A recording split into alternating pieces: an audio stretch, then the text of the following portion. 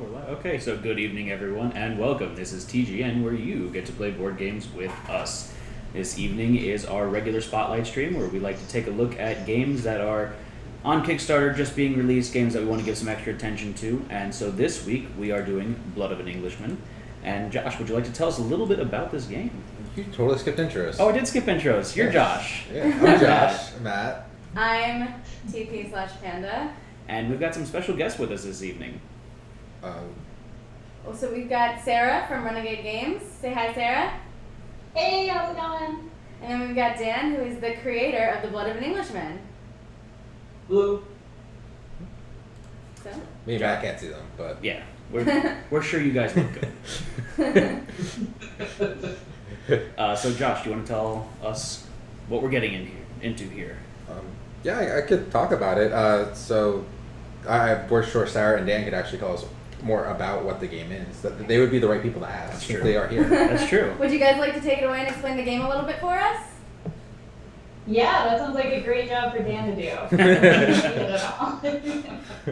Just throwing me under the bus right away. Yeah, exactly. Yep. All right, so The Blood of an Englishman is a two-player asymmetric card game based on the story of Jack and the Beanstalk. One player takes the role of Jack, the other takes the role of the giant, and what we have is a deck of 50 cards, 3 different kinds of cards in it. You've got numbered Beanstalk cards, they're numbered 1 through 9. There's 4 copies of each. Then you have red giant cards that say either fee, foe, or fum, and there's 2 of each of those. And there's also the there's 6 treasure cards, 3 different kinds, representing the 3 different treasures from the story: the bag of gold, the singing harp, and the goose that lays the golden eggs. And what Jack is trying to do is he's trying to create 3 beanstalk stacks so that he can make his way up the stacks, up the beanstalk to capture the treasures. And if he gets one of each of the 3 different treasures, he wins the game. The giant is trying to stop him, and the way he does that is by manipulating the cards such that one of each of the 4 different giant cards, fee, foe, and fum, are arranged at the front of the stacks, or vertically touching one another in a group within a single stack, or if he makes it impossible for Jack to finish.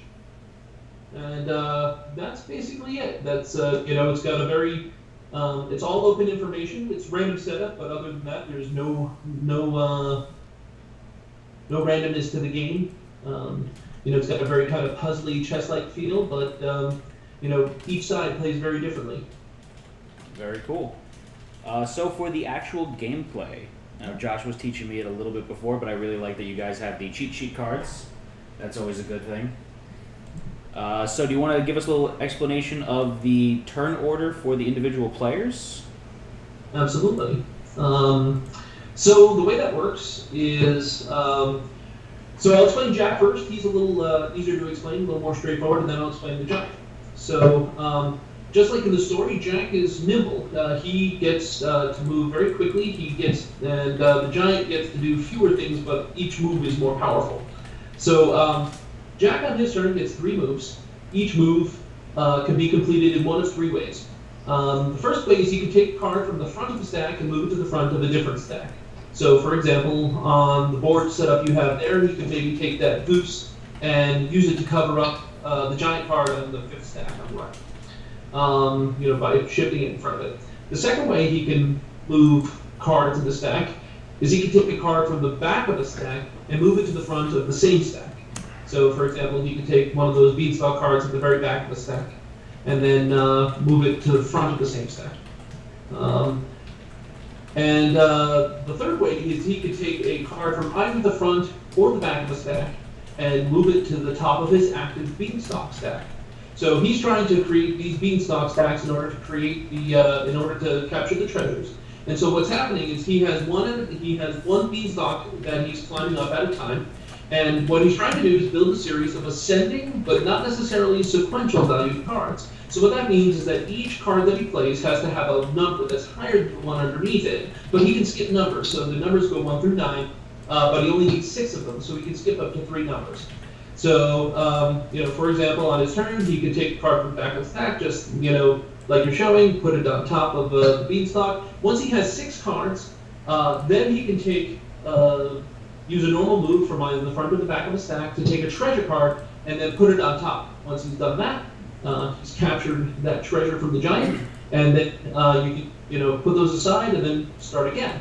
And you would start with a low-numbered beanstalk card, build up to a high-numbered one, take a second treasure, and if you get one of each of the 3 different treasures, Jack wins the game.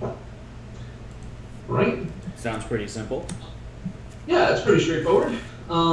So the giant, on the other hand, is trying to stop it. So the way the giant works is he, on his turn, gets 1 move, but that can be completed again in one of 3 different ways.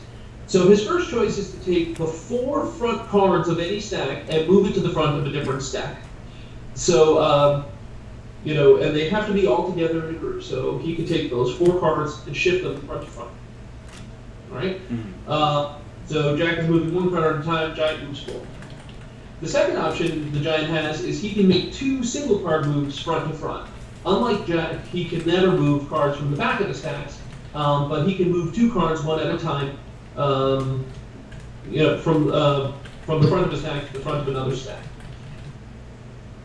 The third option is he can take any beanstalk card anywhere on the board and simply discard it from play. Just get rid of it. And those are his 3 options. What he's trying to do, like I said, is to get Fee, Fi, Fo, and Fum shown at the front of 4 of the 5 stacks in any order, order's not important, or vertically all together in a group within a single stack. Okay, so it sounds a little bit more difficult to play as the giant, but just because the moves are a little bit more limited. Well, yeah. I mean, I think it's a personal preference thing. Some people prefer one side or the other. I think Jack's moves are a little more straightforward. The Giant's moves are a little less intuitive. So in that way, I think you're right. But both sides are pretty simple. It shouldn't take long to hang of. Sounds good. And you need 3 unique treasure cards to win, right? So you can't double up on 2 geese. That's right. Yeah. Okay. Once you have a goose, you can't steal another goose. There's only one. Okay. Sounds good. And one thing I would like to point out before we get started here is we will be doing a giveaway at the end of tonight's stream today. So what are we giving out, Panda? Sarah from Renegade Games. Say hi, Sarah. Hello. Oh, I think they actually got frozen on the stream. Josh, can you look at this? Oh no. Sorry, technical difficulties. But in the, Guys, in the meantime, would you We're like here, we promise. It's the problem with live streaming. There is no editing, unfortunately. Yeah. But Sarah was awesome and offered 2 copies for giveaway, so we will be holding a giveaway at the end of the stream and announcing the winners. So again, for all of you unfamiliar with our giveaway system, for every minute that you're watching, you're going to be getting a redemption point, and then for every 25 redemption points, you can turn those in for a ticket. That command will be coming up for you guys, so that way you can redeem tickets, and at the end of the stream, we'll give you a quick reminder so you can do all your cash-ins, and it will be a giveaway. Other than that, I think we're going to be ready to start the game as soon as Josh gets this ready over here. Okay. Oh, I can see them now. Oh, look at that. Hey! Just redoing this because for some reason Decided to freeze out on us. So, Josh, which one would you like to play as first? I'll play as Jack first. Okay. Now, one thing I'm seeing here is Jack's got some manipulation with the back of the beanstalk, but the giant can only do stuff with the front of the beanstalk. It's interesting. Yeah, I think that's a pretty important thing to remember and something that new players kind of forget sometimes. If Jack is able to put all of the Giant's cards to the back, then the Giant would never win. So Jack can never put things to the back of the beanstalk, but he can always take things from the back of one of those stacks and put it forward. Right. So Jack can manipulate it a little bit more than the Giant can, but it's still pretty evenly balanced. Okay. I'm curious to see how this plays out. Alright. So, Josh, I'm going to give you a choice of who you want to play as. I said I'm going to play as Jack. You're going to Did play you? as Giant. Okay. Yes, you're not paying attention. Not to you.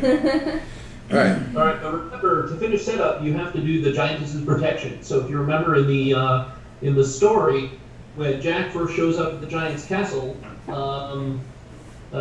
he meets the Giant's wife, and the Giant's wife basically says, "Oh, come inside, I'll hide you." And so to represent that, what we do is we allow Jack's player to take any single card anywhere in the stacks and move it somewhere else. And what that does is it helps mitigate, some bad draws and whatnot. So what we tell you in the rules is if you're not sure how to use that move, you can take the frontmost giant card and move it somewhere towards the back of the stacks. And that's what Josh is doing to me. Yep, Yay. and that's the starting move I'm going to do. And then Jack goes first. Didn't want to cheat you out of your, your free move. I appreciate it. Well, you don't have to help Josh, though. All right. So as Jack, I get 3 moves, and I'm going to start building my first beanstalk. I'm going to take this 1 in the back here, and I'm going to take this 2 here, and I have a 3 also. So I have my first beanstalk starting to build. Okay. And then Matt, it goes to you to be the big old giant. I can take 4 front cards, move 2 individual cards, or discard any single beanstalk. Huh. So what's up on this board here that I can mess with you with? There's a 4 up front there that I don't want you to have access to. So I'm going to take these 4 cards on this side here. I'll get it. And then I'm going to put it in front of this 4. Okay. And that'll be the end of my turn. Alright, I see how it is. Your turn, Jack. I'm going to take the 6, 7, 8. Your turn. How many cards is it to a beanstalk again? 6. 6? Oh, okay. Yeah. So you got a beanstalk already. I just need to put treasure on top of it. I see that. I see that.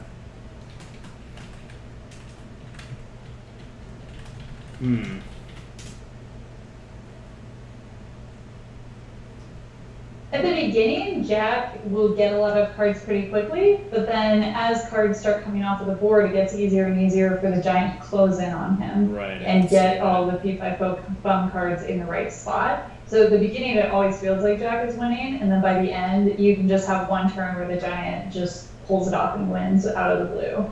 So yeah, you gotta be a little careful.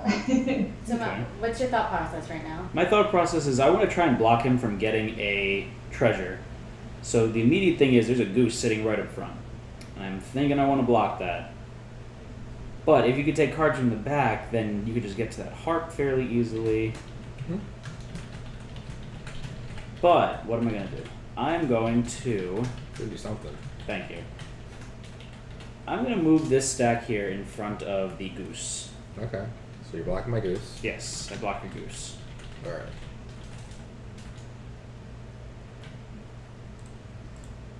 So I'm going to Not get a goose. not get a goose right now. Yes, that's very true. I'm not getting a goose right now. First off, I don't like those 2 fee and foe together. Why So I'll not? move that there. And then I'll do what you said. I'm gonna move the 6 down. Then I'm gonna grab the harp to finish my Your first my first set. beanstalk. Well, let's see. I want to try and remove any small cards from your options. Or so you're gonna remove a card this turn. Maybe. Maybe it's a change of pace. So I'm going to remove this 2 from the game. Okay. Try and eliminate some of your options. So Sarah, while they're playing, is there anywhere that our viewers can pick up a copy of this game besides their local game stores? Do you have online sales? We do not offer sales directly from our site, but we do partner with lots and lots of local game stores. And of course, you can find this on Amazon as well. Awesome. And it's only $15, so it's really easy Oh, to nice. pick up. And it's great because it's in a small box. So even if money is not really an issue, but space is an issue, then we've even taken care of that. As someone who's Ooh. Josh has a pretty big board game collection, so I can definitely appreciate the fact that space isn't an issue. So I moved Yes. So I moved the 6 and then I grabbed the 2 and the 3. That was up front. Okay. I'm gonna just link the game on Amazon in case anyone's interested in picking up a copy for themselves. That sounds great. I'm going to remove this 5. Your move, little man. You get it because you're Jack and I'm the giant. Oh, no, I get your silly little joke. Thank you. I thought it was good. Yeah, what you think and what you do are two different things. Thank you, Josh. I'll take the 5 here. Take the 6. And I'll take the 7 back here. So I got 5 cards in my beanstalk. See that.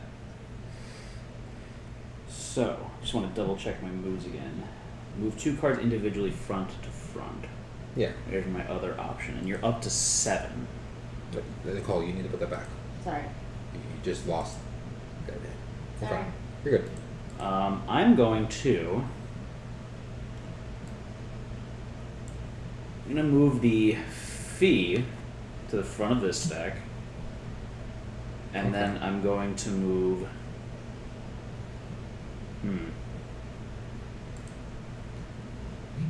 I'm going to move the harp to the front of this stack. Okay.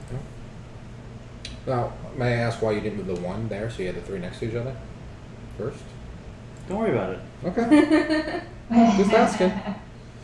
I can't divulge all my Okay, secrets. so you're planning on moving that later. That's what that tells me. Maybe.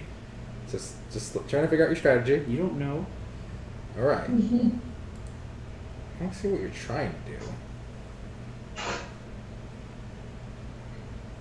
The giant is in a little bit of trouble right now because he has to get Fee, 5, Foe, and Thumb to either be lined up next to each other or in the front of the stacks, and both of his thumbs are in the very, very back, which makes it a little challenging. Yeah. Good move to.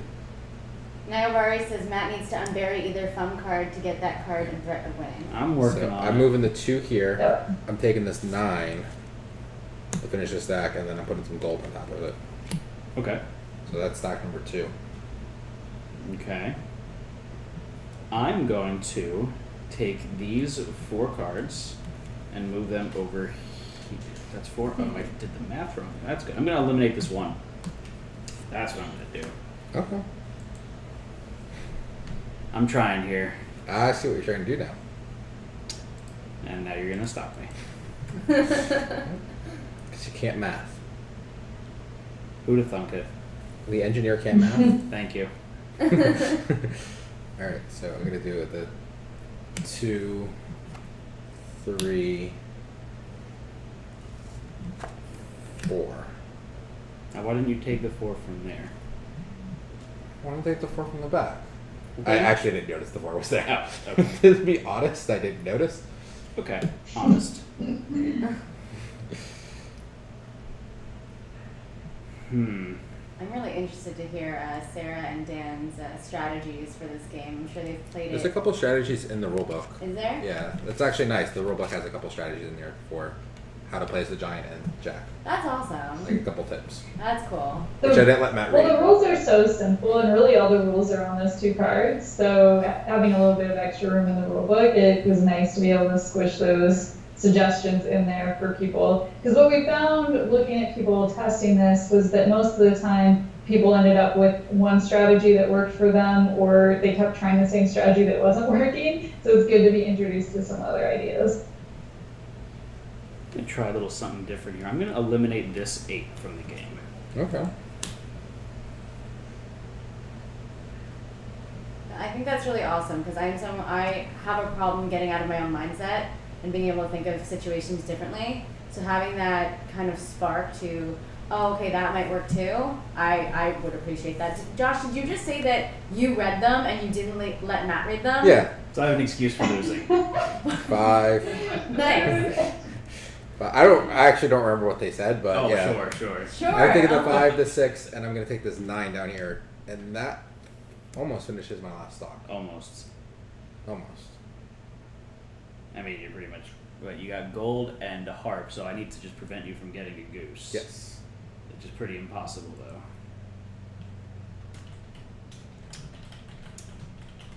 I don't think there's a way I could win this.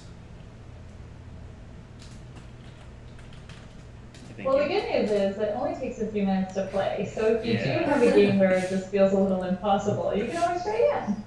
And it makes it easy to clean it up after you flip the table, right? Yeah. 50 card pickup. Yeah.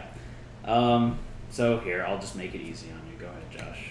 Okay, thank you, Matt. You're welcome. You beat me. All right.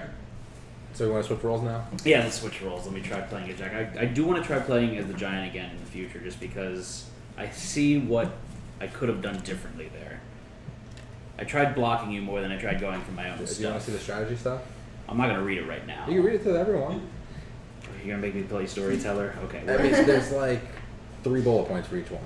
Oh, is it? It's not that much. It's strategy tips. Strategy tips for Jack. It's important that Jack focus on both. It's okay. Yeah, Dan? Yeah, sorry. The one strategy that a lot of people don't think about when they're playing the Giant is because you need one of each of the P5 Pokemon cards, you have to really pay close attention to where they are. Like, so what I always do when I'm first playing is I look at the board and I try to see, okay, do I have both copies of one of those towards the back? And then I make sure that I'm dedicating those first few moves towards unburying them, towards moving those things, moving cards out from in front of those. Because without having those cards exposed, you can't win. So it's really important that you kind of focus there, if that makes sense. Oh, absolutely. I didn't notice until a couple turns in that I had both of those cards stuck in the backpack, and I didn't realize how much that could really screw me up until too late in the game. So that's definitely something I'll watch out for next time. And now Josh has got a heads up, so you know. Yeah. So strategies for Jack here. It's important that Jack focus on both offense and defense, often especially while he's building his third beanstalk. Jack will have to spend just as much time preventing the Giant from winning as trying to advance his own goals. Remember that since the Giant can't discard treasure cards, they are good cards to use for blocking Giant cards. And the less sequential the numbers in your beanstalk stacks, the more vulnerable you are to discard heavy strategy. And then for the Giant's position gradually gets stronger. Absolutely. The Giant's third movement option, 2 single moves, can be undone by Jack on his turn, but sometimes he can't or won't choose to respond that way. And since you need to have one type of each Giant card in position to win, it's important to pay attention if they're buried, exactly as you said there. So, let's see if I can beat up Josh this time around. I can't count them. TP, how does that look on board, or do I need to move them over? No, it's actually perfect. Okay. And you're going to be playing as the Giant, and I'm playing as Jack this turn, and I get my special first round card alteration. Yes. Now, just to clarify, that's moving the one single card to any position? Any card, anywhere, to any other place. Okay.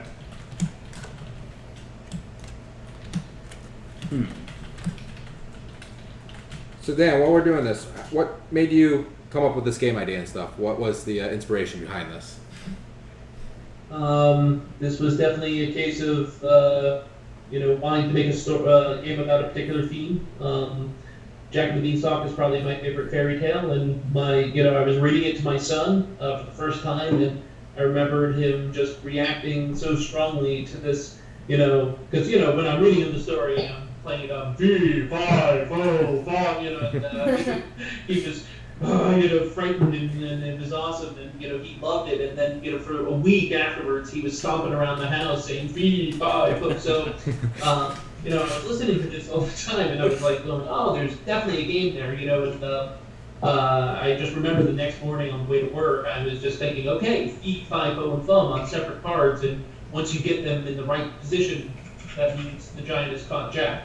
And that was kind of the kernel of the idea. I kind of took it from there. It was a long journey though, because it was it's all open information, and asymmetric, so it became very hard to balance. But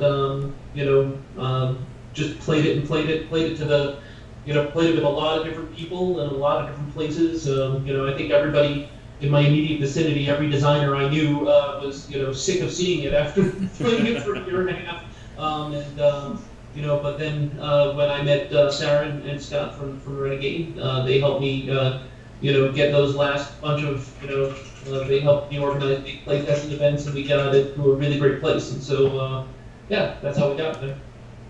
Very cool. So are we ready to Yeah. start the second Yeah, the round? board's set up, so you can Okay, move your so card. I'm gonna see how I can screw you over. And as they said, one of the best starting rules is taking something in the front, throw it in the back.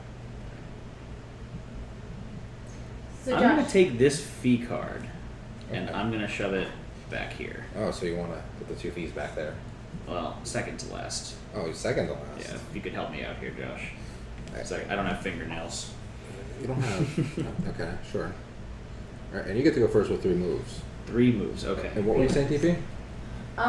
it's a little hard for me to focus on everything that's being said while also controlling the cameras and focusing on chat. So I just want to double check. So that board or the arrangement of the cards is completely random. Yeah. Right. That's really cool. So It's, it's completely different every single time you play. Right. So 5 columns of 10 cards, and then the cards are just randomized for each one. So. Valvino says destroy Mad. Yeah. So I'm gonna take this 2.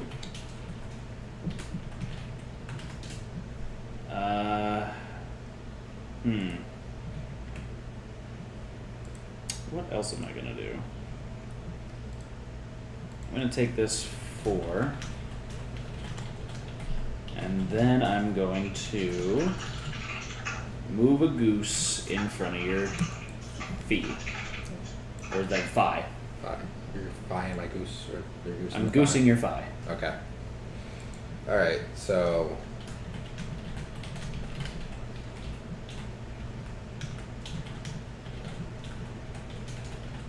Yeah. It's hard. So talk to me about your thought process, Josh. I'm gonna take this stack of 4 cards. I need to get one of my fees out, and I'm gonna stuff them on top of the goose. You stuffed my goose. I stuffed your goose. It's not very nice. So, what am I going to do here? First, I'm going to move this 9 in front of the 6. I'm going to take this 5 and put it here. Okay. And then, what am I going to do? I'm going to take a 1 and put it over here. Okay.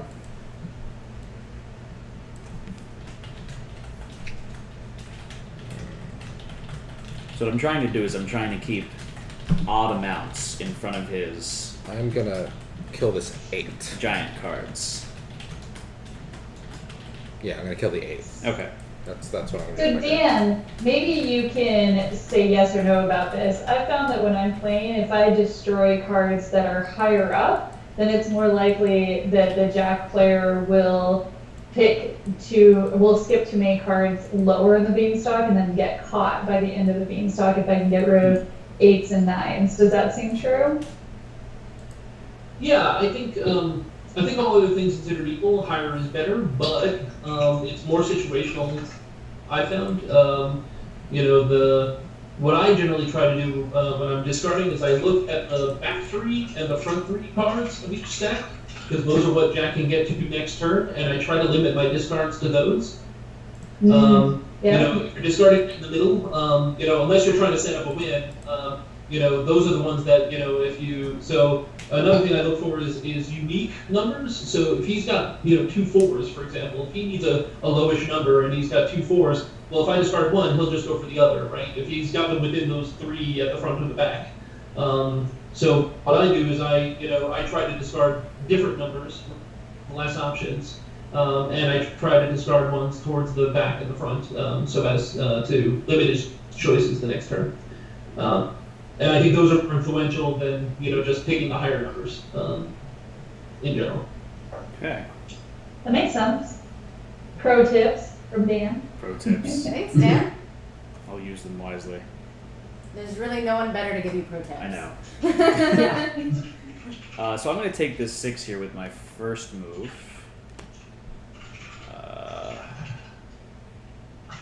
Then I'm going to scoot this 1 in front of... You know what? No, I'm going to put it behind this stack here. So Nayobar is asking a question. It might be a good opportunity to verbalize because I'm really interested in this. Being as we have streamers Oh, with I'm sorry, I did that children. wrong. I can't do that. Nayabari wants to know, are there handicapping rules to help with, say, playing with a kid? Yeah, so one of the things you can do is you can require that Jack have more or less beanstalk cards, finish his beanstalk. Just one card, more or less, actually really shifts things quite a bit. During playtesting, I played with that number, and that 6 number I felt was the right number for most players. Keep the right amount of tension. But if you find one side is winning more than the other, you can adjust that number up or down by one. That's one way you could do it. Awesome.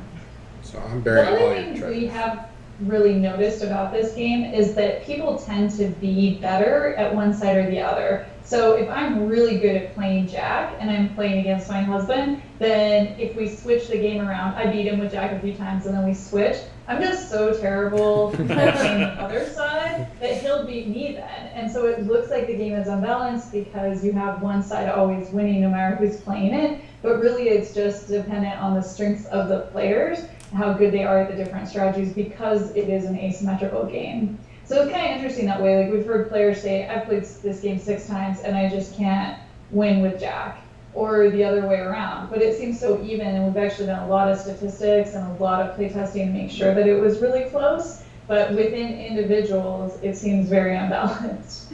That's interesting. So it seems like you seem to get into a mindset for one or the other, and you excel at that. I believe so. That seems to be what we have noticed with it. And Trasharama has a question. If you obliterate a row by moving the last 4 cards in a row and moving them, is the space available for moving cards to later, or is that vine gone forever? That's a good question. Yeah, so an empty stack is still there. You can still move cards in and out of it. It's just empty. Okay, perfect. So I'm going to use my first move here to take a 9. And then I'm going to take The harp? harp. That completes the first stack, and then I still have 1 move, correct? Yeah, you still have 1 move. And so I'm going to grab this 1 here to start my second stack. Okay. Actually, no. I'm going to grab that 1. That's fine. So you're just burying everything. Yeah. I'm burying everything. I'm just making this giant castle over here. It's going Well, off it's- camera. Yeah, it is off camera.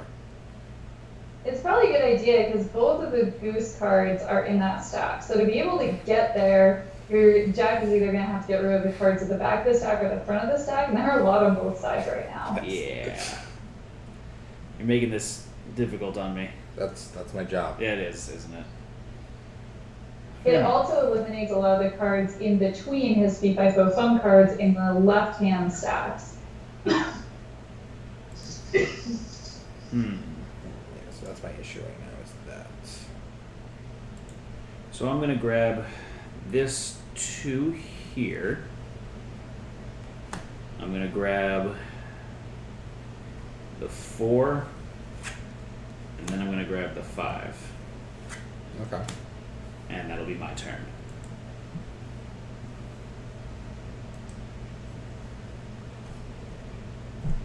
Your turn, Mr. Giant. I'm gonna move this over here. Ooh. There you go. Ooh, that's interesting.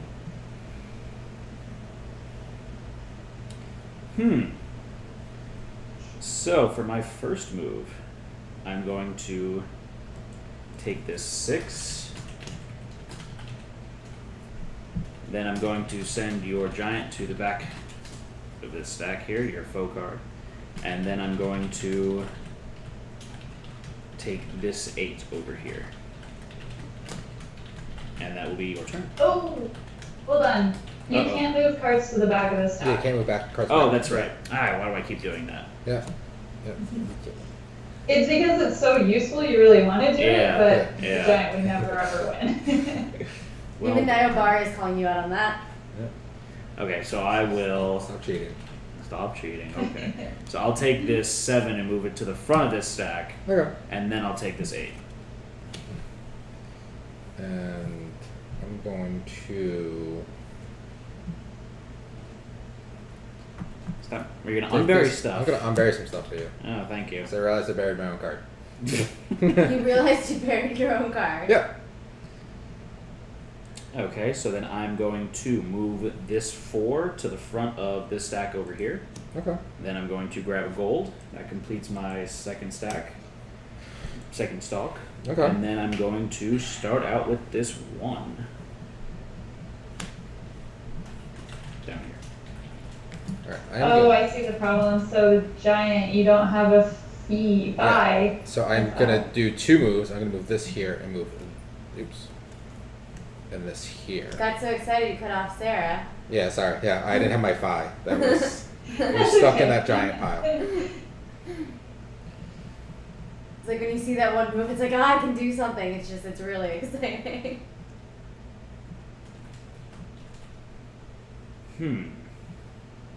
So now it's a race. This is interesting. I'm going to move your fun card to the front here. And then I'm going to grab this 2. And then Josh I'll Ramos move says, ooh, giant win in 3 moves. this 1 to the front. Okay. Would it be a problem to slide everything up now that it's kind of shifting downwards just so it remains in the pyramid? Attempt to. Attempt. It's like a centipede. A human centipede? No. A card A centipede. card centipede. Gonna destroy the state.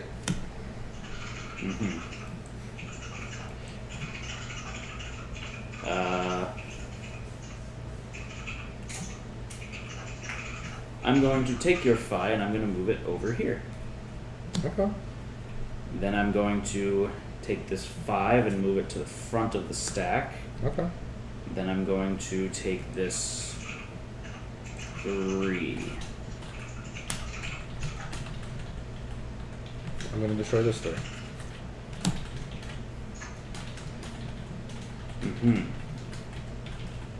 Okay.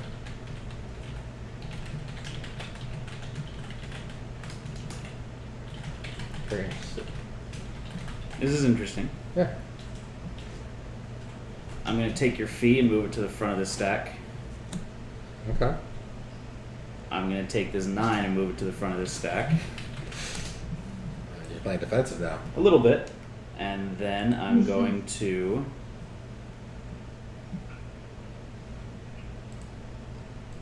ooh, this is interesting. I'm going to take this 5.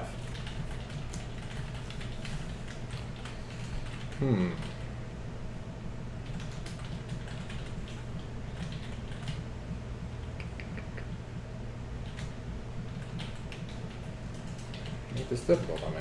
Well, that's the point. I don't want to make it easy on you. I want to beat you. So if I destroyed this, you unburied the goose. So you need 2 more cards. You still be able to get it with that. But if I destroy the 7, you can't. Yep. Damn it. So I'm gonna destroy the Yes, 7, damn so you can't. So now you know exactly what he had Oh to yeah, do. I knew exactly what you had to do. So right now this is just a game of who could finish. Like Yeah. just blocking each other's moves. Before we had strategies doing something, but Am I missing a goose somewhere on this board? he's There. right Okay, it got there. buried. He's buried in there. Hiding goose. I'm gonna take this goose and I'm gonna move it to the front of the stack. Okay. Then I'm gonna move the goose over here. And then I'm gonna take this 6. Okay.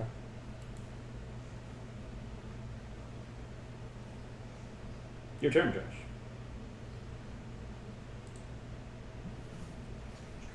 I like that both of you have definitely modified your strategies for this game and you're trying different things and it's getting a lot closer. Yeah. We finally got to a point where I only have 1 move right now, which is to bury the goose. Don't bury my goose. That's the only thing I can think of to do right now is to bury the goose. You buried my goose. So there's only 3 cards in a stack. Can I just move the 3 cards since it's not 4, or I can't touch it? Nope. Can't touch it. Ooh, Okay. Ooh, that's You interesting. can move 1 at a time. I can move but 1 at a time, When you but- move 4, you have to move exactly 4. Oh, Okay. that's interesting strategically for me Mm-hmm. to get a card, a stack down to 3 cards. So, yeah, you've got 3 of your cards kind of isolated where you can't move the stack right now. Aha. So I'm going to... I'm going to pull this 7. Alright, so you finish that stock, and then you just need a goose. I just need a goose. Now, what do you need to complete stuff? That's what worries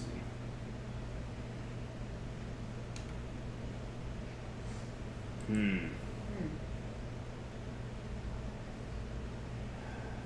You make this very difficult on me, Josh. Okay. I'm going to... I don't know what I'm going to do. Go for it. I'm going to move this 1 to the front here. Okay. You have one more turn, right? No, that was it. Oh, that was it? Okay. Yeah. Alright. So.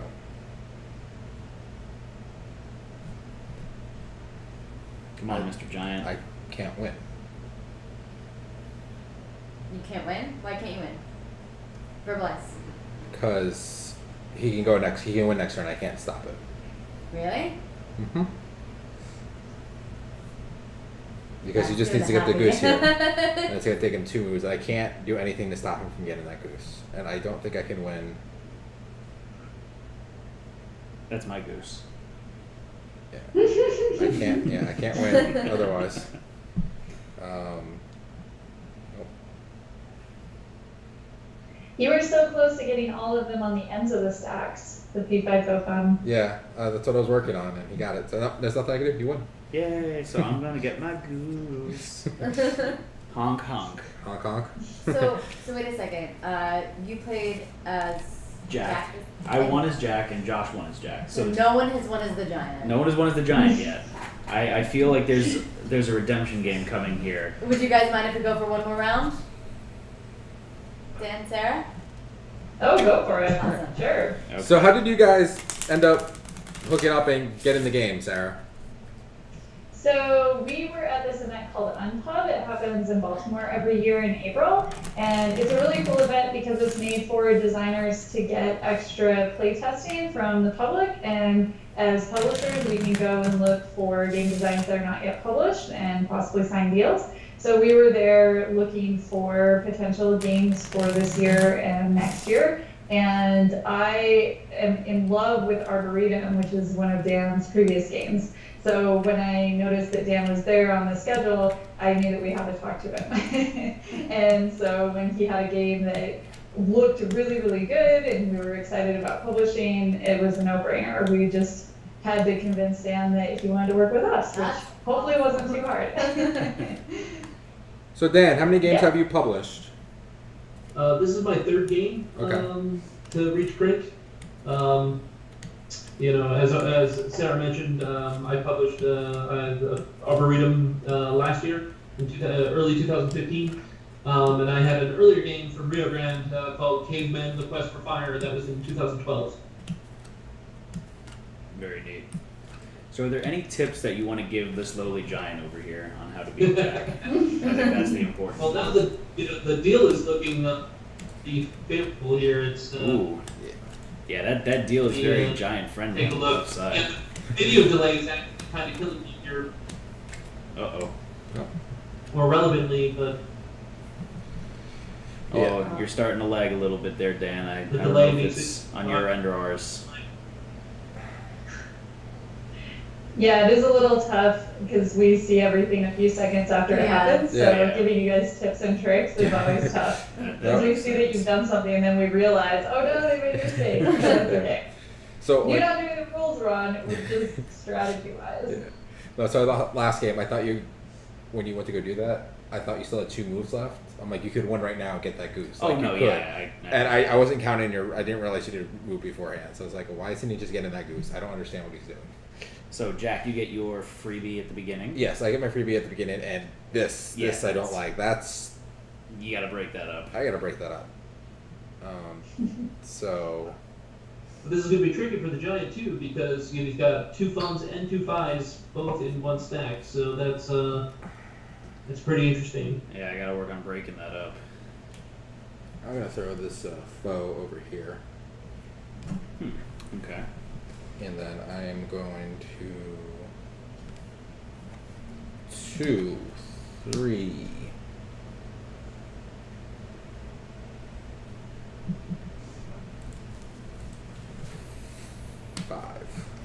That'll be my starting move. Okay. So 2, 3, 5 is your starting move.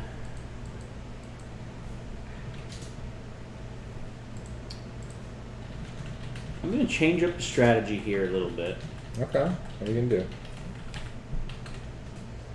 do? I'm going to... This is tough. I'm going to destroy this 7. Destroy the 7. Okay, you're destroying cards right now. All I'm right. resisting the urge to sneeze so badly. So I'm gonna grab this 6.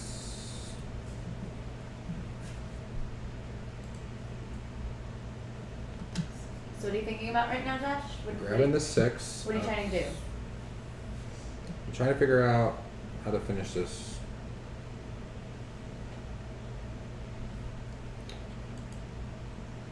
Trying to get some cards out here so that I can use. Not allowed. Where's my all the 7s are over there. I'm gonna put a goose here, and I'm gonna put this 6 here. Okay.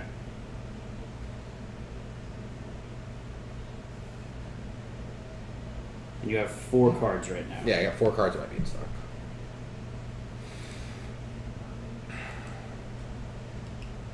I'm going to... This is interesting. Ah, Spencer's here. Hey, Spencer. Hello, Spencer. Spencer with Late Night Tabletop, they're another board game streamer that we've been really good friends with in the community. Oh, fantastic. Very kind. I'm going to destroy this 2 over here. They're actually located in Seattle, and I know they go to PAX West. Do you guys hit over there? We haven't yet. We're, of course, very, very small, so maybe eventually, but we've so far not made it to PAX West, although my husband goes every year with Wizards of the Coast as part of their convention team. Oh, cool. So I always hear about it, but don't get to go. I just stay home and take care of the dog. Aw, what kind of dog? She's a Rhodesian Ridgeback, African Lionhound. Aw. She's huge and scary. So I got the 7, the 9, and the goose. Honk honk. Finished my first beanstalk. Yeah, when we hung out at BGG Con, Sarah was telling me all the ways you could die if you walk into her house. That's not intimidating It's at all. true. I never lock my doors. I'm just not worried about it. No one would want to go into my house. I'm going to destroy this 1. Alright, so you're destroying a 1. So I'm gonna start with this 2, 4, 5. Okay. Go. I'm going to destroy this 9. Okay. I'm gonna go 6, 7, 8. Okay. Just destroy happy. I'm trying the strategy of just destroying a bunch of cards and seeing how it works. I'm curious to see how this does.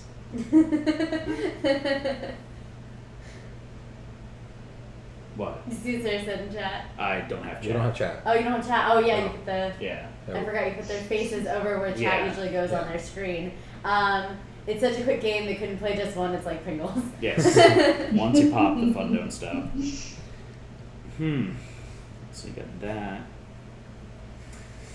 Nicholas, this is Dan and Sarah. Dan is the creator of the game The Blood of an Englishman, and Sarah is from Renegade Games, the publisher.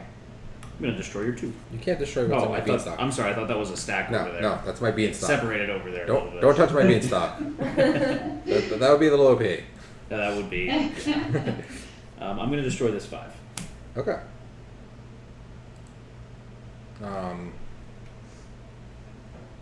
That's the expansion, Dan. If one side is winning too much, we give them an axe and they can cut down the beanstalk or do something else. I'll move the fee here. You know, at one point in the development of the game, actually, there was an axe card in the game, and if Jack could maneuver the axe to be alone in a stack, he would win. But it didn't end up staying. It That's was, interesting. You know, one of those things you experiment with.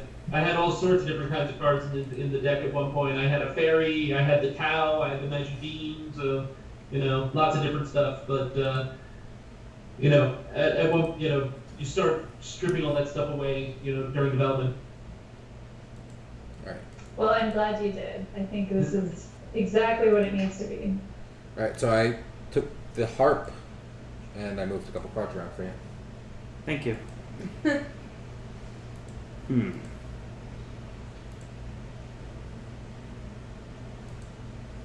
I'm going to destroy your 1.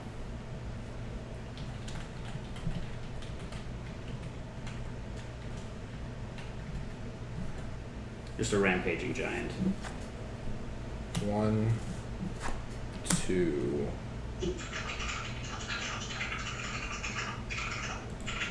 3. Okay.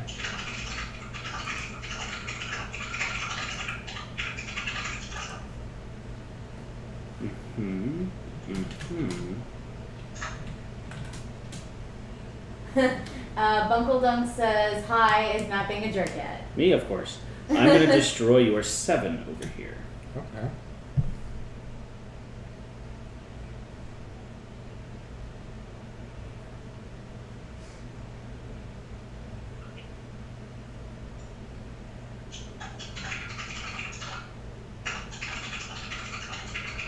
What are you thinking? Just keep rearranging cards with your moves. That's all I want you to do. It's fine. I'm just trying to line myself up and be good. I don't want you to be good.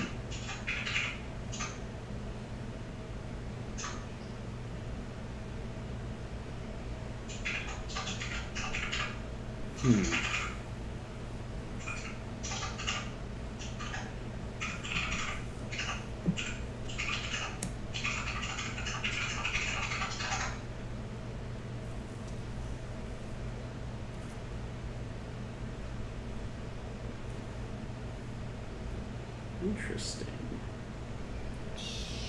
Where's that other card? Guys, can you just go over the goals of the game and what you're Yeah. trying to accomplish for anyone who's just joining us in chat? Yeah, so anyone just joining us, there are 2 different characters you're playing as, either Jack or the Giant. Jack, raise your hand. Giant, raise your hand. So Jack is attempting to complete 3 full beanstalks. That's 6 cards in sequential order, or ascending order, non-sequential necessarily. And then topped off with a unique treasure card. There's the gold, the goose, and the harp. And the Giant's trying to either get fee, fi, fo, and fum, either in a castle together, so that's in a row but adjacent to each other, or as the four of the leading cards in the front row, or prevent Jack from winning. By not being able Yes. to lead that beanstalk. Which is what he's trying to do right now. Yeah, I'm trying to go for that. So, go. Okay, so you have 5 there.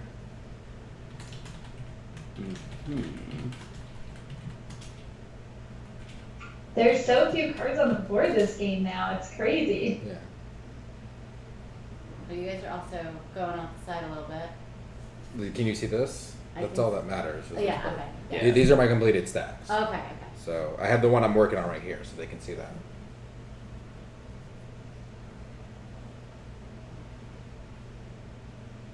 So I'm going to destroy your 9 over here.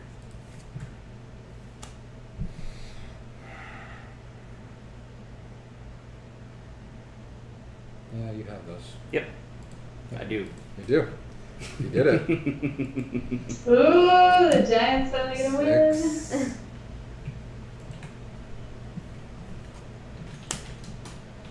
I do that, and then you're gonna destroy that last 9. Yep, I destroy the last 9, and you have no more ascending cards. That's it. Alright. It That works. is an unusual way to win. I actually have not seen anybody pull that off yet. That's what I do. That's what Matt likes to do.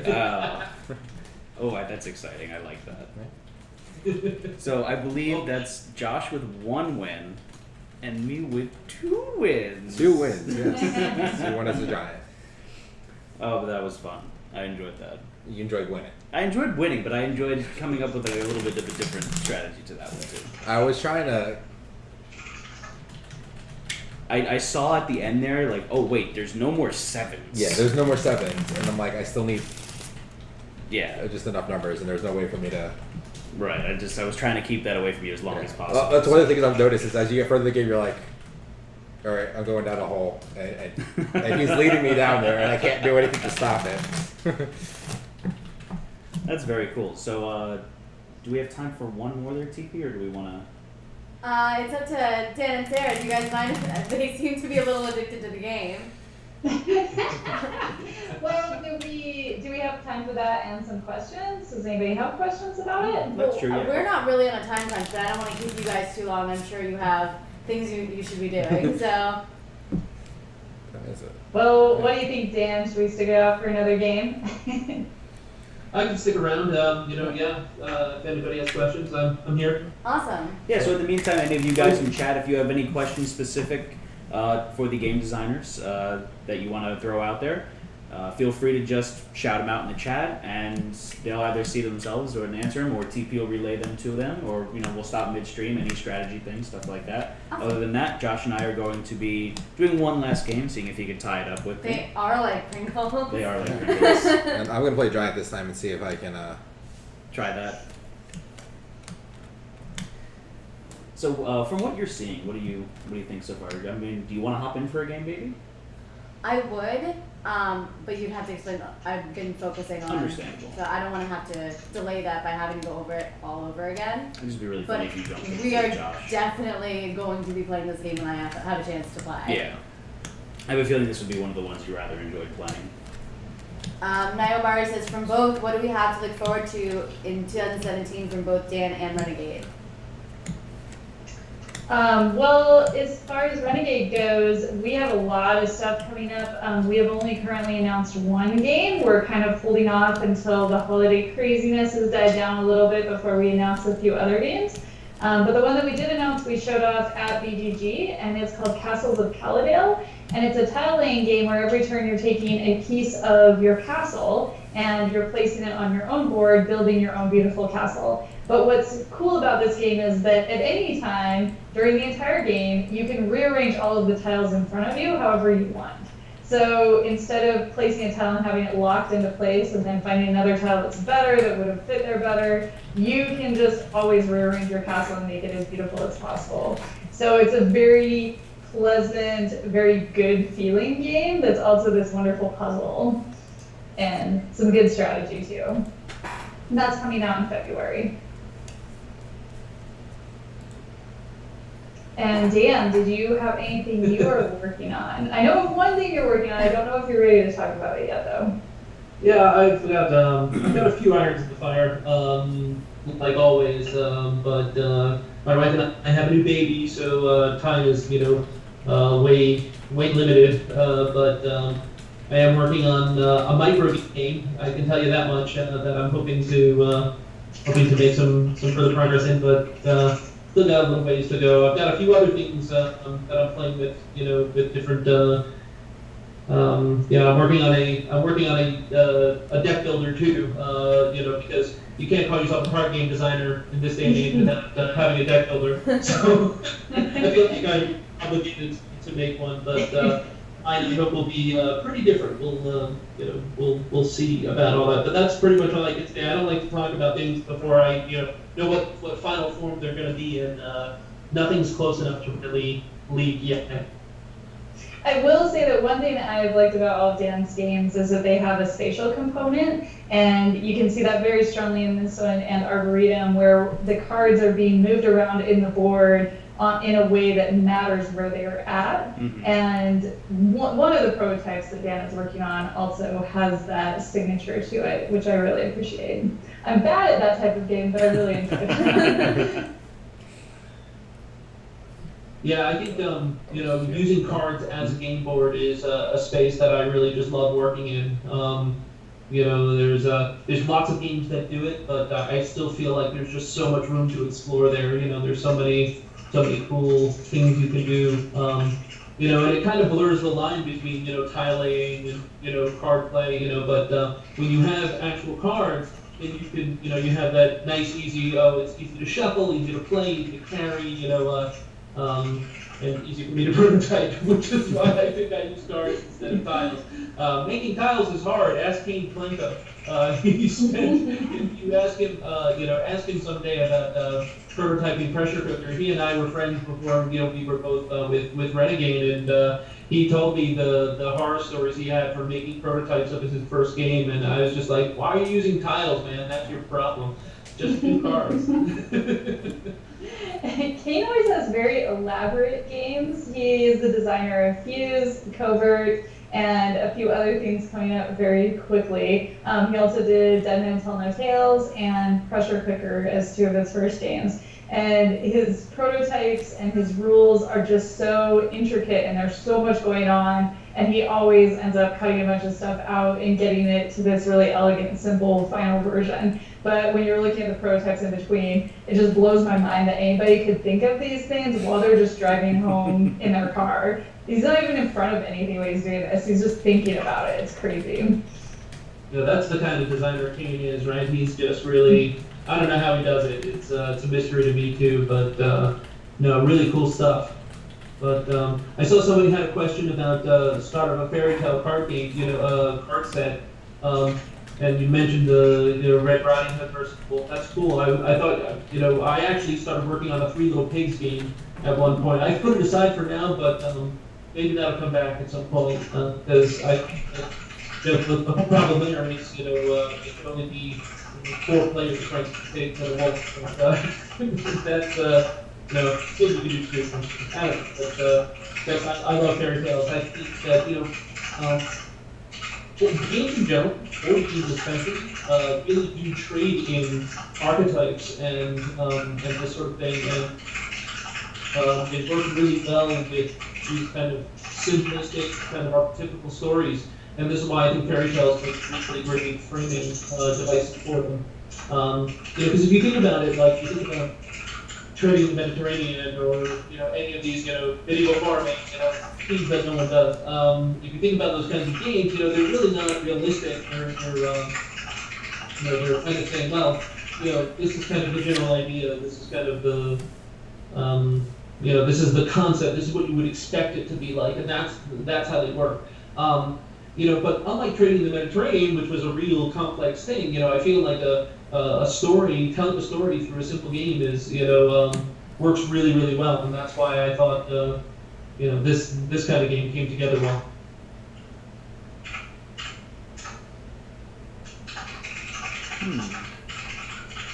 This is a dead heat right here. So what's happening? You got a lot of stuff in a row there, and it's kind of making me worried. What's the point? Is it? Yeah.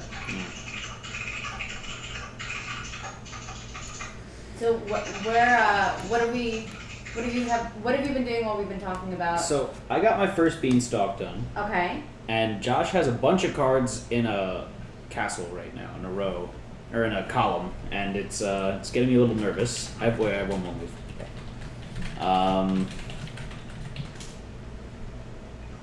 So I'm attempting to screw him up as best as I can. Tempting. Attempting is the key word there. I'm going with a more direct approach than you did. Yeah. Yeah.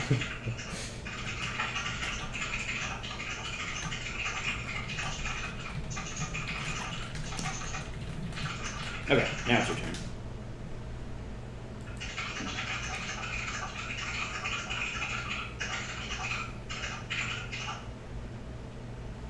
Alright, so. Spencer just said that he just picked up Clank like a week ago after playing it for Extra Life. We played that with Sarah at BGG-Con. It was so much fun. We were actually talking about it last night with Joel and Alex. They run a game shop down here, and we were ranting and raving about it. It was a lot of fun. That's awesome. All right. Yeah, I had a blast playing with you guys. That was great. Thank you for joining us. I'm gonna Yeah, put it this was here. fun. Are you guys planning to go to BGG Con for spring? I will not personally be there. We Okay. do have a crew of people who live in Dallas who will be there, Okay. but Scott and I personally will not be attending that one. I wish we could. It's great, but so many shows to go to. There's a lot of shows going on. What are Yeah. what are your plans for shows next year that you'll be attending? Well, I haven't totally finalized everything, but I will for sure be at GAMA, the Game Manufacturers Association meeting in Las Vegas, Ooh, what's going it? straight to. Yeah, that show is wonderful because it's only retailers, only retailers, publishers, and distributors. So it's all of just the sales side of everything. We get a lot of good work done at that show, and it's always a good kickoff to the year. But then after that, I'm going straight to Baltimore for Unpub and get to see Dan there, which will be fun, and look at some other new games. And then after that, I have a couple of distributor open houses. So there's one in Dallas again that's for one of our distributors down there. I have one in Wisconsin, Madison, which will be fun. And then we go into convention season. So Origins, Gen Con, BGG Con, and Essen. Oh, Essen. You get to go to Essen? That's awesome. Yeah, I got to go this year for the very first time, and it was fantastic. Had a lot of really good meetings, found some really cool games. But then next year I'll be running a booth. Really? Hopefully I'll still get to go and look around at the show, but I think it'll be a little bit crazier. How did Essen compare to some of the cons over here? Essen is weird because it is more of a buying show. There's less space to play games, but it's so much bigger in general that it doesn't feel as crowded as Gen Con does. And a lot of people do just kind of chill out at night and play games, but not in any one central location. So it's kind of weird. It's like everybody's just running around buying stuff and then leaving. That's awesome. I really want to get over there someday. Probably not in the next few You years. guys see a win that just got taken back? I had an extra move. Yeah, he had extra move. I thought he was done, so Oh. he screwed me up. Jump to conclusions. Telegraph your plans now. Now it's all ruined. He already saw it. I saw what he was going for. I was just trying to see how I could bury it the best. So It's not easy.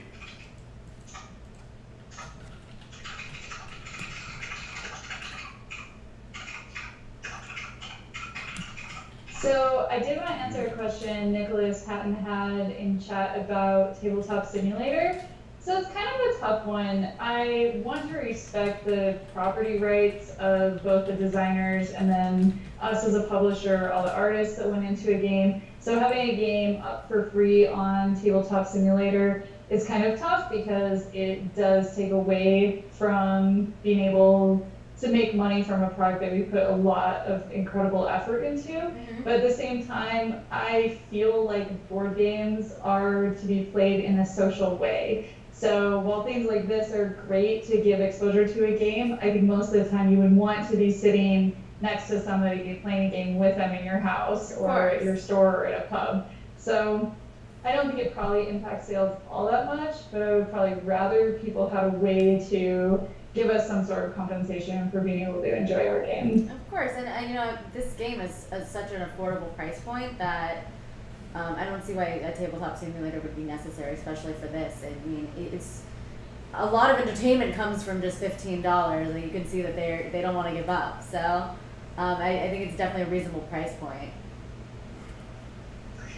Yeah, and I think that when you account for how much people are willing to pay for other types of Can't do that. entertainment, board games are actually very reasonable. If you go to a movie, it's going to cost you $50 for a couple of people. If you go skiing for an afternoon, it's going to cost you that much. So buying one board game that you play even twice, you've gotten a lot of value out of it. Absolutely. I think people forget about that when they're weighing the cost of a game, but there is a lot that goes into board game development, and what people think are expensive for the amount of hours that you're getting out of it, it's definitely worthwhile.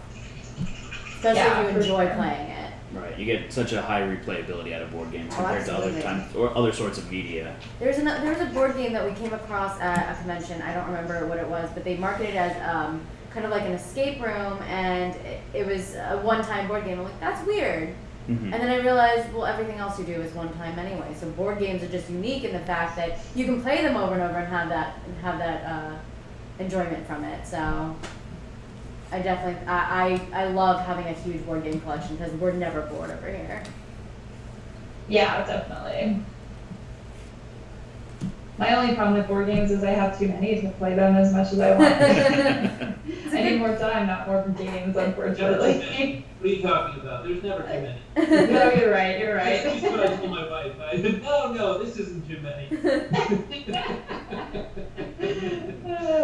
Luckily, my husband and I both play, so that does make it a little bit easier, but every once in a while, he'll get into a new collectible game or a new miniatures game. I'm like, oh no, do we really need a whole other set of miniatures in our house? It's a good problem to have, though.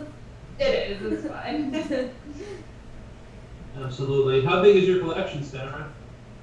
Oh, I have no idea. So my husband and I own a store, and here Oh, in that's right. Montana. So we have, I don't know, a couple hundred board games in our library at the store, which is also our personal collection. I just don't have enough room at my house to have all of my Renegade games and prototypes, plus all of the rest of our collections. So we keep most of that at the store.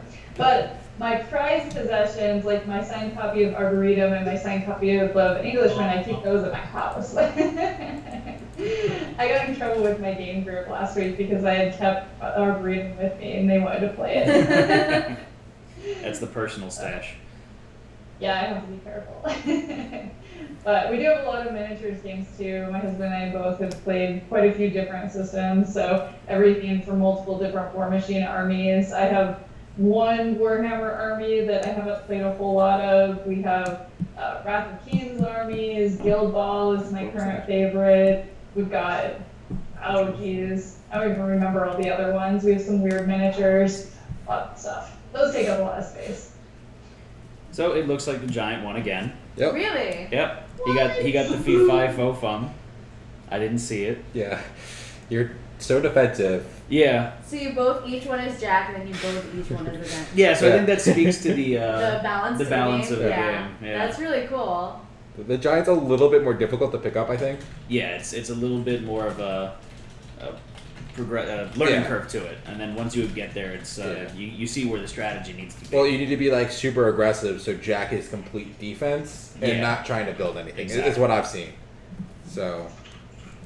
But yeah, so that was The Blood of an Englishman, and we're really happy that we got a chance to play this on stream. And just a reminder for everyone that's in the chat, we're going to be doing a giveaway just about now. We're going to do some quick Q&A first, and then we're going to be jumping over and doing the giveaway.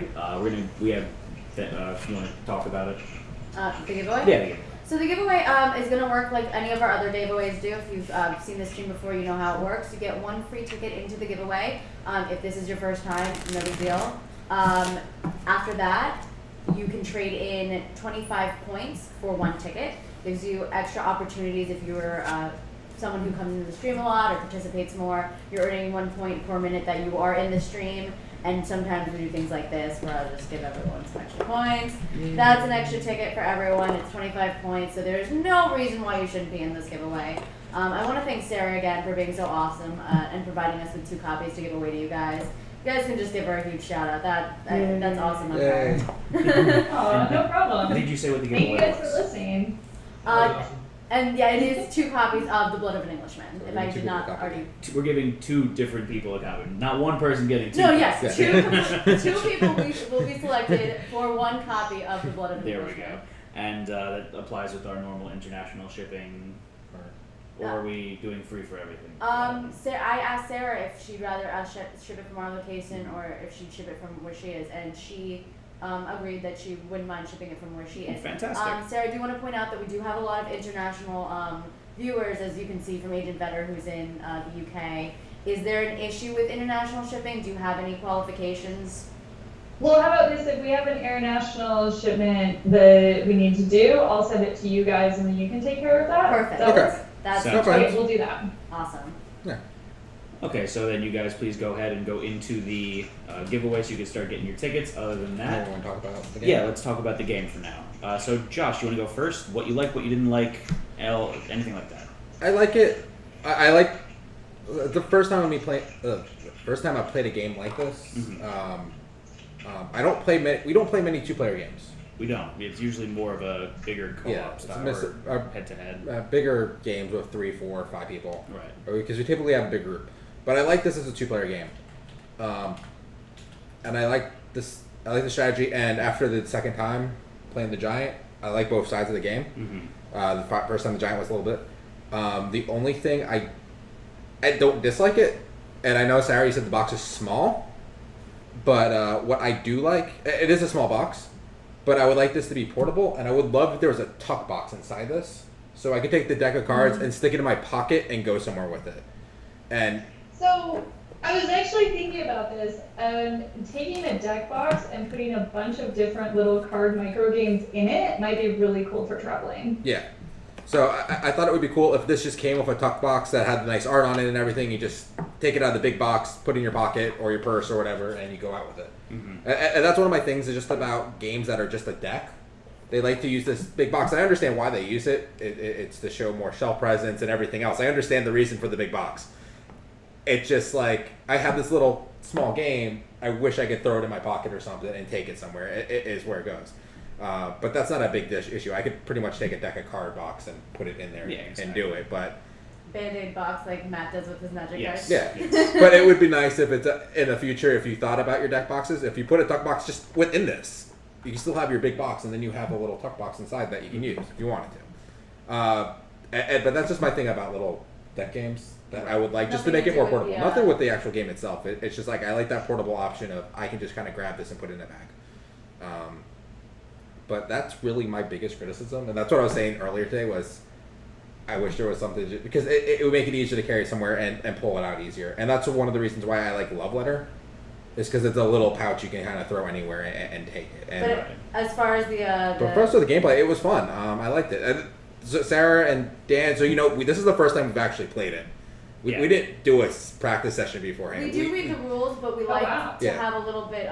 We like it to be a little bit more organic. Yeah. So people can see the entire process of learning the game because you do play differently when you know exactly what you're doing. Yeah. So we try not to.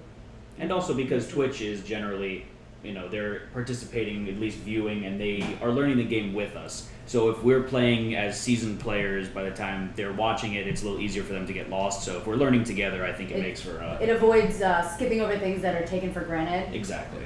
So we had a quick 5-10 minute session of I showed him the basic rules, and that was about it. Didn't let him read the tips, though. No, didn't let him read No. That was for me only. So for That's me... very cool. You guys did great. Yeah, thanks.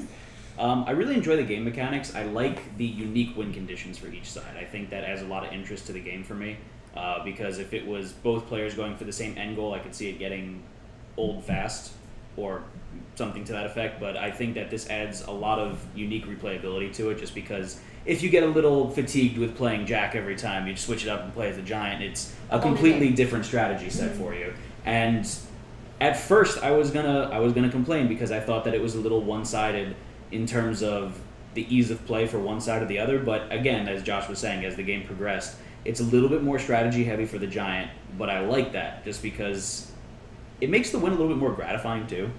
Like I could tell you get a little bit more of a smirk on your face after you beat me as the Giant. Because the win conditions it's a little bit harder because you have to manage that whole pile where you're just throwing stuff on the side as Jack. Right, and also just because, as Sarah, you and Dan pointed out earlier, Jack seems to hit the ground running and take off at a blistering pace, and then about halfway through the game, it starts chugging along for him. And if he gets too far ahead, then I could see where there being problems. But once you play a round or two as a Giant, I think it really smooths out everything and it plays well. I don't know if I have any real complaints other than I feel like maybe a mat would be interesting, but it goes away from the portability of it just because to keep the piles organized, just because one or two times I reached over and I tried to grab your stack, and I could blame you for your organizational skills. So we're also trying to keep everything on camera, so it makes it a little bit more challenging. Yeah. Right, and it's as Josh was pointing out, we don't play many games like this, so it was interesting to see the two-player head-to-head style, kind of a quicker, fast-paced thing. and I really do like it. So this is actually a game we will be playing again in our personal time, and I feel like once I can't wait to play. yeah, once Nicole gets a chance, she's gonna really like this game too, because this is right up her alley.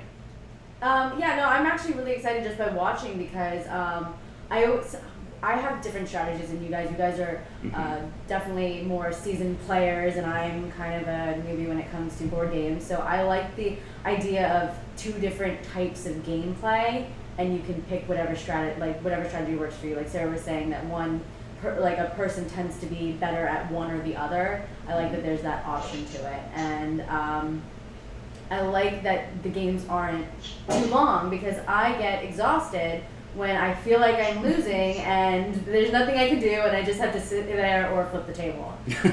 And sometimes both options are equally balanced. They're waiting there. So I like that it seemed very fast paced, very quick, and very easy to pick up. So I mean, I didn't play, so I can't say too much, but I'm very excited for the aspect of it. Do you guys have any other questions that you'd like to ask Dan or Sarah before we start our giveaway? We're going to give you guys a few extra seconds to both enter the giveaway and to come up with any questions you'd like to know. And then while chat's thinking up some questions for you guys, if they have any, Sarah and Dan, do you have anything you'd like to add quickly about the game, gameplay, anything to that effect? Dan, did you have anything? No, I think we covered a lot of stuff. It looked like there were a few questions in the feed though. Oh, I might have missed something.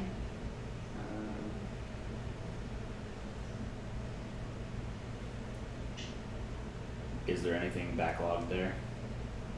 She might have glossed it over if you happen to remember it off the top of your head. Yeah, if you remember anything, shout it out. I'm just reading back. I think chat went a little too fast for me to catch it.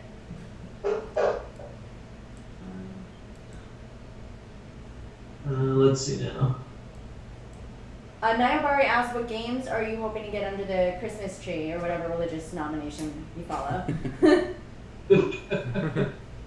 Except for Well, Alex, I haven't played Vast yet. I need to play Vast. And I love asymmetric games, as you could probably tell from playing Blood of an Englishman. And I need to play that game, and I didn't get to play it at BGG Con. That made me very sad. I am so sad that Vast did not come to retail stores because I would have sold so many copies of it this season. I really enjoyed it when I played it. I think it's a very cool, very unique type of game. I just really hope that people still care about it by the time it comes back in stock, because it's going to be a little while. It seems like a really neat game, and I hope more people get to play it. And I'm sorry, I missed that. What game is this? Vast. Vast, Vast. just like Caverns. Okay, alright, sorry. And Yeah, so it's one of our games. It was a Kickstarter game, small print run, ran out right away. It was very cool though. Nicholas says, Dan and Sarah, what is your opinion on Betrayal at the House of the Hill, which starts the same at the beginning but has 100 different ways it ends with its 50 haunts? It's awesome. So I think that it's really neat to have a lot of replayability in your games, and the Blood of an Englishman is neat because every time you play it, you can use a different strategy. And I think something like Betrayal at House on the Hill is neat because you get more of the story every time you play. And I think any time that you give players a reason to come back to a game is a good thing. Absolutely. That's something I really did enjoy about this game, is that there isn't, I mean, for the Giant at least, there's not one set strategy to go for. Like, I really wanted to try out the mixing it up and just destroying cards, so I could let Jack, make Jack not win. Yeah. And so that's one of the things I rather enjoyed about it.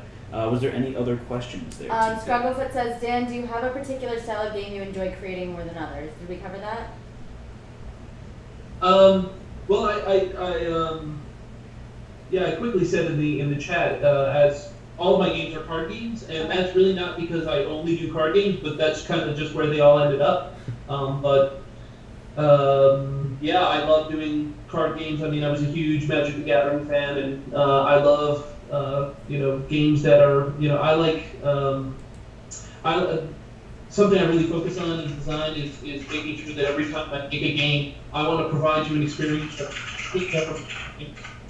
I hope that when you play one of my games, you're something different.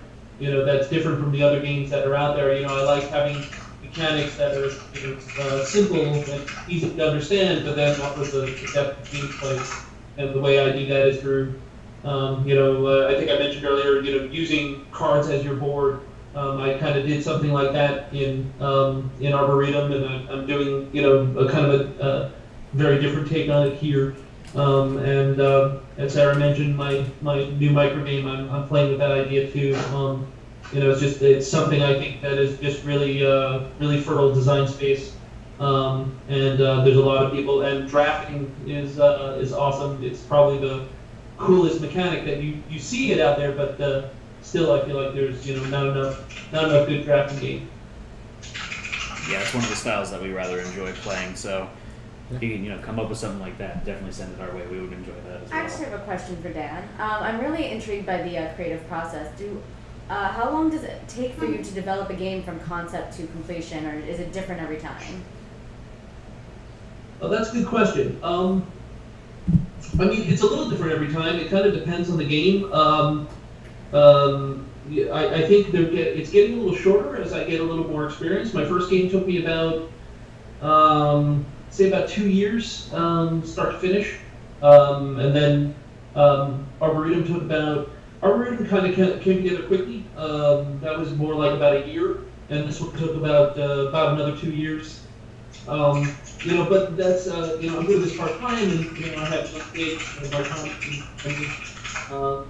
Like I mentioned earlier, we have a new baby, so that really cuts into play testing time. But it's something I really love to do, so you couldn't stop me if you chained me in the house. But it's